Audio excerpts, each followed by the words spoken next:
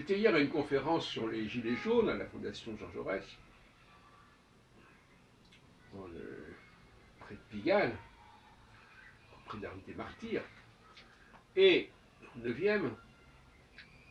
Et alors, pendant 1 heure et demie, les gens sont évertués à trouver des explications sur le mouvement des Gilets jaunes. Alors, je retiens quelques points avant de vous dire certaines choses que j'avais à vous dire. Les Gilets jaunes ce ne sont pas les allocataires.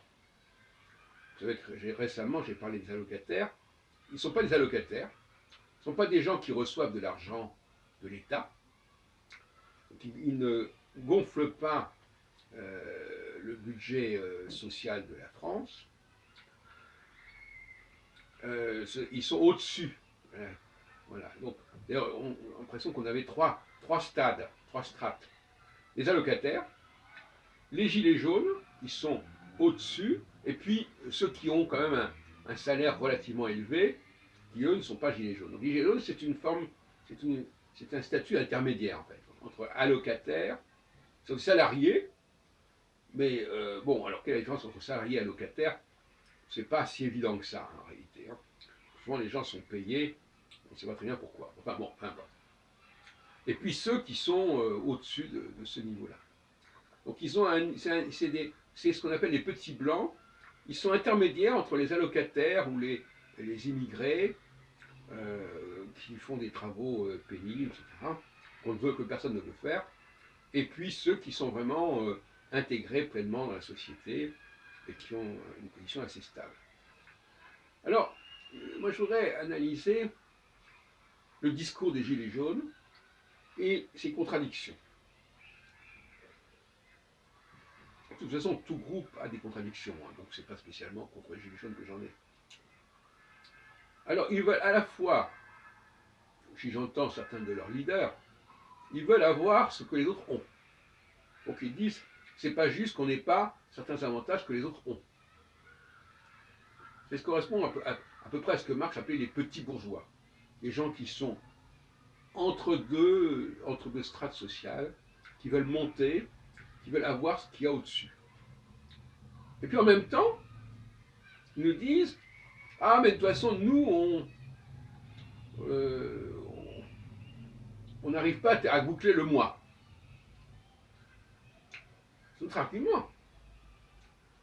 Il y a celui qui veut avoir les avantages de ceux qui sont au-dessus, qui ne sont pas uniquement des questions de bouclage de mois, et puis ceux qui parlent de tout en bas en disant, mais moi, je n'arrive pas à payer tout ce que j'ai à payer. Voilà. Donc voilà déjà deux arguments contradictoires. Et c'est ce que je voulais mettre en évidence ici. En réalité, il y a des consignes. Les gens répètent la même chose. S'ils voient qu'un argument a marché, eh bien, ils le reprennent. L'argument pathétique sur lequel ils ne peuvent plus, au 15 du mois, ils n'ont plus d'argent, c'est un argument qui marche. Et donc on va réutiliser à plus soif. Est-ce que ça correspond à la réalité? Ce que j'ai entendu, moi, à cette réunion, c'est que ce que les gens disent, c'est la réalité. Pas forcément. Et ce serait quand même souhaitable de ne pas se laisser... alors on peut très bien dire, il y a, ce que dit Garfinkel en ethnométhodologie, il y a un discours qui est tenu. Voilà, nous, on a envie de parler de nous comme ça. C'est le accounting. Mais est-ce que ça correspond à la réalité? C'est une toute autre paire de manches. Voilà, donc il y a des fake news. Quelque part, les gilets jaunes tiennent des propos qui relèvent de la fake news. Ce qu'ils disent n'est pas vrai. Ou ce qu'ils disent, ceux qui disent que c'est ainsi, ça correspond à certains cas, mais ce n'est pas le cas de tout le monde, c'est même pas leur cas à eux. Et puis, il y a aussi, ce qui est intéressant, mais là on n'a pas assez insisté peut-être, le fait que alors c'est amusant, les gens nous disent, ah vous savez, ils ont découvert, ils se sont ils ont développé une sociabilité sur les ronds-points.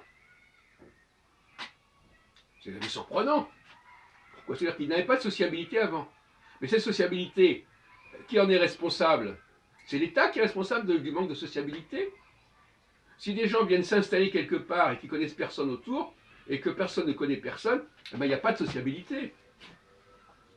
Alors on nous répond, ah oui, mais on a essayé d'attirer les gens pour qu'ils achètent une. Alors d'ailleurs, il y a un type, c'est Jean Viard, qui a dit, de toute façon, les gens, ils ont un fantasme, la villa, l'escalier, le jardin, etc. Il faut avoir ça. C'est le rêve français.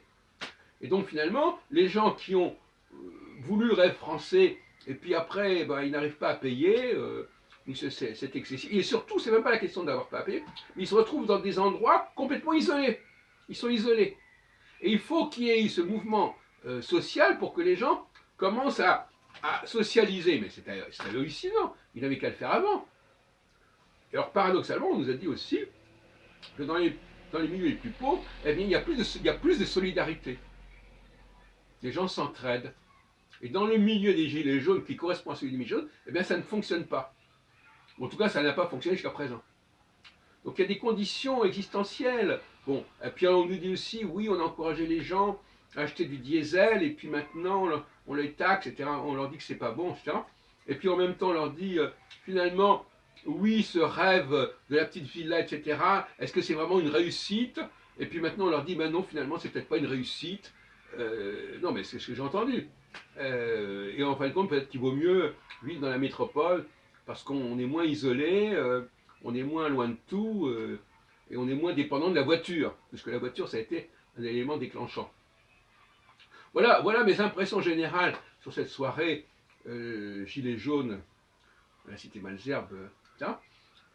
Voilà, donc de toute façon, j'avais déjà plus ou moins dit ce que je viens de dire, mais ça me permet de mettre les choses au clair.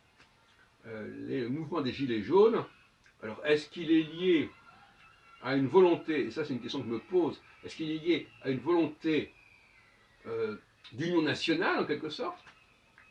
C'est-à-dire, il n'y a pas assez d'union, d'où justement, à ce moment-là, le débat national correspondrait à leur demande quelque part. Parce que, bon, voilà. Et à mon avis, le débat national, c'est peut-être plus le phénomène important que les Gilets jaunes. Parce que des phénomènes comme les Gilets jaunes, les mouvements sociaux, il y en a toujours eu. Par contre, le débat national, c'est quelque chose de nouveau.